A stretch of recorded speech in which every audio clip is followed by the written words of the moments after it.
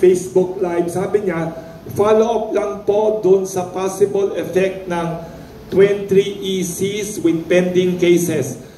Anong ECs po ito and in which areas? By around how much po kaya magmamahal yung kuryente nila if source power from West M? Thank you po. Electric cooperatives, ibig sabihin. Anong electric cooperatives po ito and in what areas of the Philippines na pwedeng tumaas ang presyo ng kuryente?